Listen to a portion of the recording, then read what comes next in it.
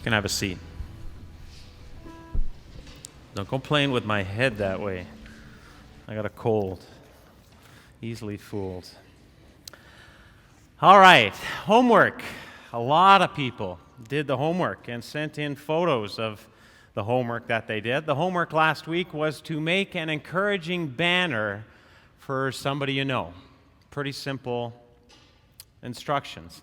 This one was made by a family who have been visiting a friend of theirs in the hospital who, when they told me about this friend, they thought would probably die by Wednesday or Thursday of this week. And I don't know if that person has died yet, but on the edge of death. The next one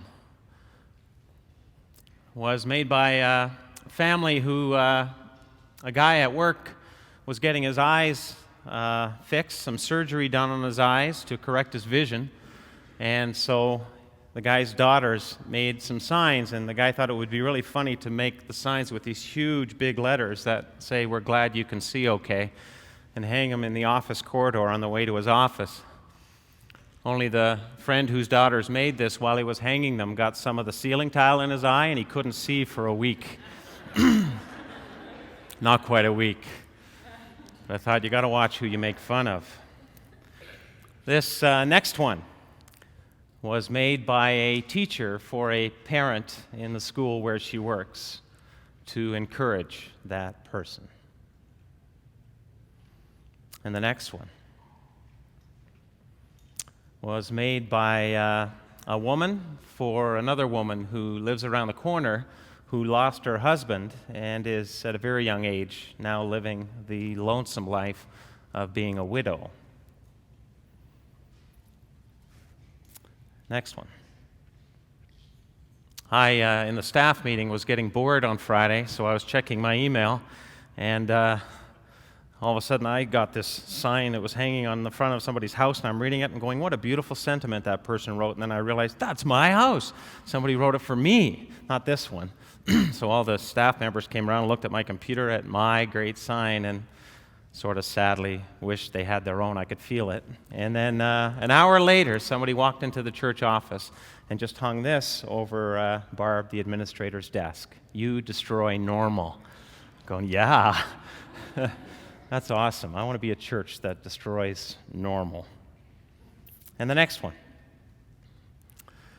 was a serious one. A guy sent in a long story about how for a couple weeks he'd been estranged from his wife and they were fighting, and he had said at one point in the fight and in the struggle, I don't know if this is even worth the fight. And of course, she was deeply wounded. And he said, thank you for this exercise, because I needed to say something to her. And so he made that. And I think about 6 other banners that he hung around the house. The one on the fence on the front of your program was from the same guy.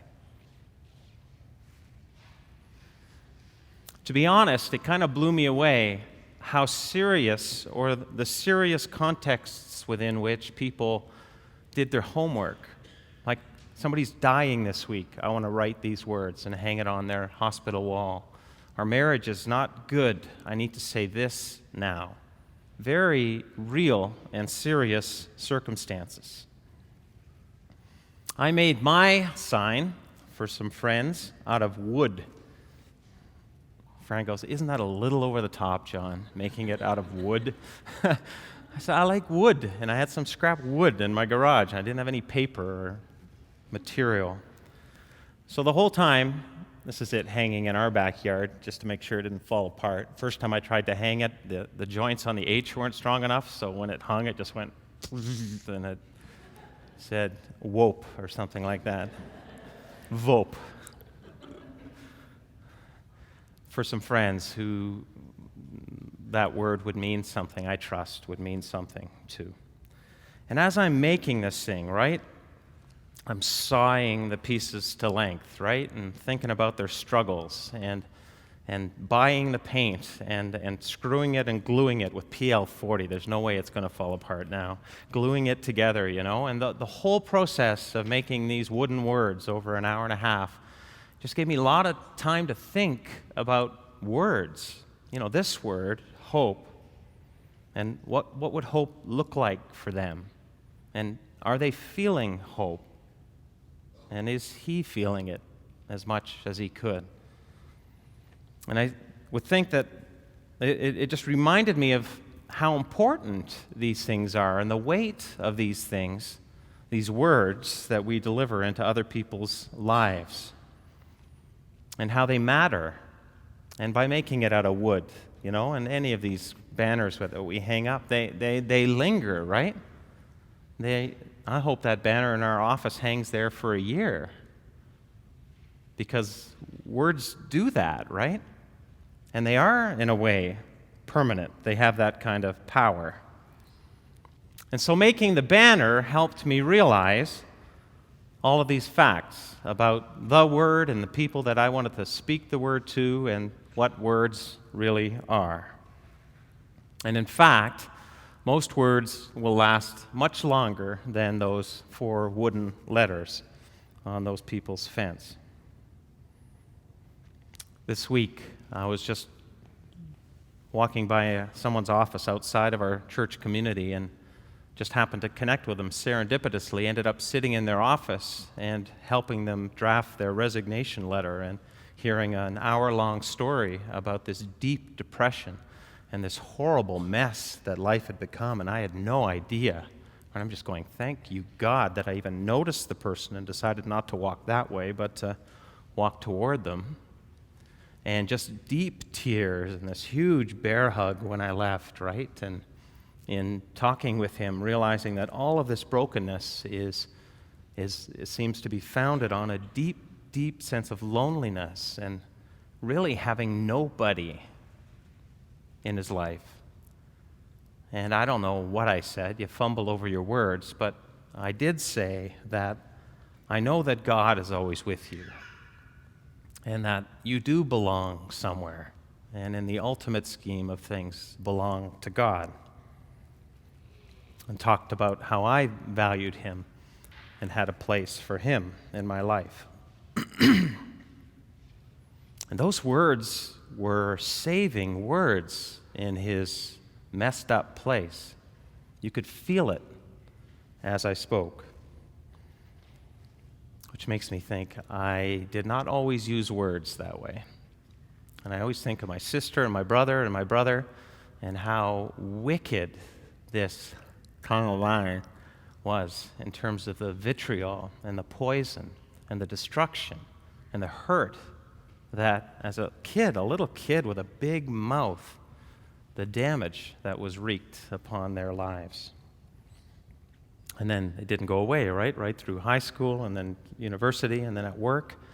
What got me in good with the guys I worked with was I was such a smart aleck and such a wicked jokester and rude and lewd speaker that I was just a fun guy to have around, and I had the best jokes most of the time, and that was great for growing your employment potential.